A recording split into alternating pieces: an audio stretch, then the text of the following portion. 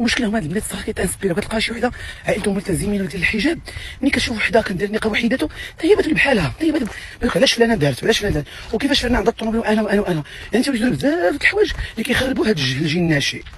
انت ما كترباش انك واحد الفئه كتتبعك وتتبع تصرفاتك. والله عرفتي بعض لكم، انا بغيت نعرف والديكم واش ما كاينينش، واش باكم ما كاينش، واش امكم ما كاينش، واش خوتكم ما كاينش. نسيتي انتم اللي كتفورنيو. سي نورمال الانسان فاش يكون تيفورني تيولي هو اللي عنده الكلمه في الدار، سواء مراه سواء راجل، وتيولي والدين كالكدار. هادشي معروف في تقريبا في واحد الفئه في العوائل المغربيه ولا العربيه اون جينيرال. ديما داك اللي تكون تيصرف ولا تيحكم، واللي ما عندوش راه عنده الله، تيسبوه يعايروه ويجريو عليه من الدار. فوالا سي لافي. هادشي معروف بزاف الاسر، فاش تكون تصرف على الدار المهم تكون خدمتك فاش ما كنتي خدمتك، المهم تجيبهم ليهم تسكتهم تديهم الشكيمه، راه كيوليو والديك تيخافوا منك وتيوليو مواتك كيخافوا منك.